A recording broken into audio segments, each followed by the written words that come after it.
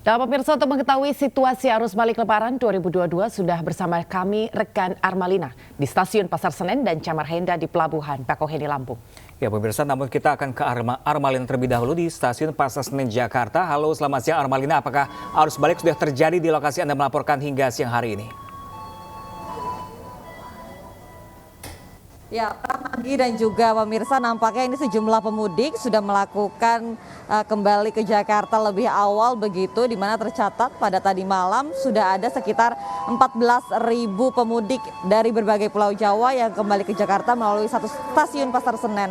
Namun memang meskipun sudah 3 hari setelah Lebaran, ini Pasar Senen ternyata masih dipadati oleh pemudik yang baru akan berangkat dari stasiun Pasar Senen, di mana tercatat untuk keberangkatan stasiun Pasar Senen pada hari ini ada 18.000 penumpang ataupun sekitar 86% kursi yang sudah terisi untuk keberangkatan stasiun Pasar Senen ke sejumlah pulau Jawa.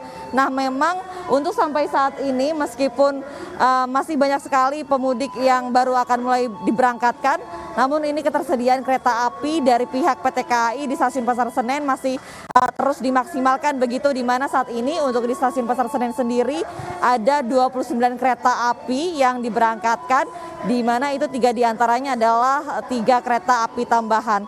Dan bagi masyarakat yang baru akan mulai melakukan keberangkatan juga, ini mereka memilih karena mereka baru saja mendapatkan libur setelah Lebaran begitu, sehingga masih banyak sekali pemudik yang baru akan melakukan perjalanan. Pram dan juga Anggi. Terima kasih Armalina untuk informasinya. Selanjutnya pemirsa, kita akan beralih ke Chamar Henda dari Pelabuhan Bakauheni. Chamar, silahkan, antisipasi apa yang dilakukan untuk menghadapi arus balik hari ini? Ya, baik. Selamat siang Pram, Anggi dan juga pemirsa. Dapat kami sampaikan hari ini merupakan satu hari menjelang prediksi puncak arus balik dari mudik 2022 yang akan terjadi. Ini diprediksi esok hari 6 Mei 2022. Pemantauan kami saat ini, saya sudah berada di perbatasan antara Dermaga 1 reguler dan juga Dermaga 7 eksekutif.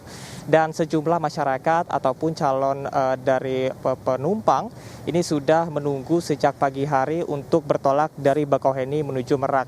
Dan kami memantau ini diprediksi akan tambah ramai hingga dengan sore hari nanti.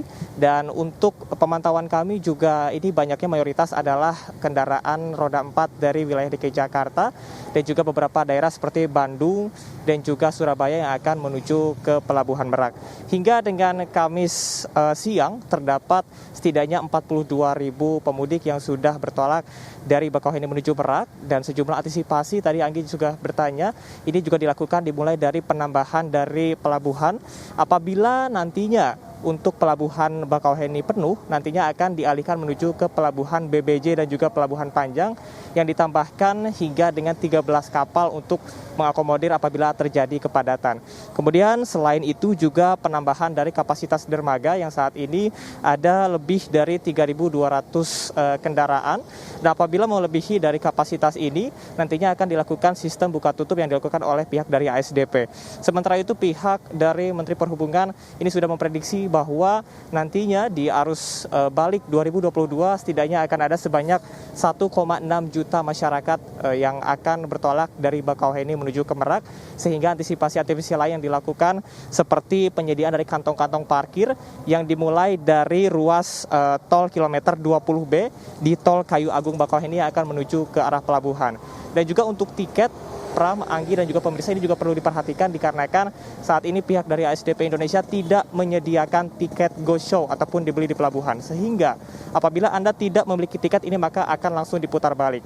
Dan bagi para calon pemudik ataupun yang akan melakukan keberangkatan menuju Merak ini dapat membeli di tiket melalui aplikasi Verizi, kemudian juga di sejumlah agen-agen resmi yang ada menuju ke pelabuhan Bakauheni, seperti di minimarket yang ada di kilometer 5 km di jalur arteri menuju ke pelabuhan. Sementara demikian, Pram, Anggi, kembali ke Anda di studio. Chamar Henda melaporkan langsung dari Pelabuhan Bakauheni, Lampung, dan sebelumnya tadi sudah ada Armalina langsung dari Stasiun Pasar Senen, Jakarta. Terima kasih dan selamat bertugas kembali rekan-rekan. Ya, pemirsa, mengantisipasi peningkatan arus balik Lebaran, siang ini Korlantas Polri akan memberlakukan one way dari gerbang tol Palimanan Utama kilometer 188 sampai dengan kilometer 72 Cikampek. Berdasarkan evaluasi dengan Jasa Marga dan pihak terkait, ruas tol Cipali baik jalur A dan B tidak bisa menampung kepadatan arus lalu lintas dengan volume capacity ratio sebesar 1,19. Oleh sebab itu, Korlantas Polri akan memberlakukan rekayasa lalu lintas one way pada hari ini, Kamis 5 Mei 2022 mulai pukul 11 siang hingga pukul 00 tengah malam nanti. Dimulai dari gerbang tol Palimanan Utama kilometer 188 sampai dengan kilometer 72 Cikampek, lalu dilanjutkan dengan kontraflow sampai dengan tol Jakarta Cikampek kilometer 47.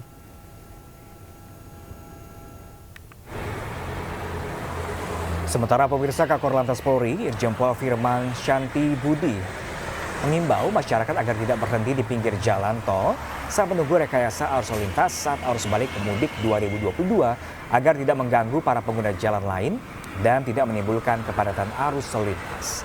Jika memang terjebak saat pemberlakuan one way, masyarakat pun diimbau menggunakan jalur arteri daripada menunggu di pintu gerbang tol.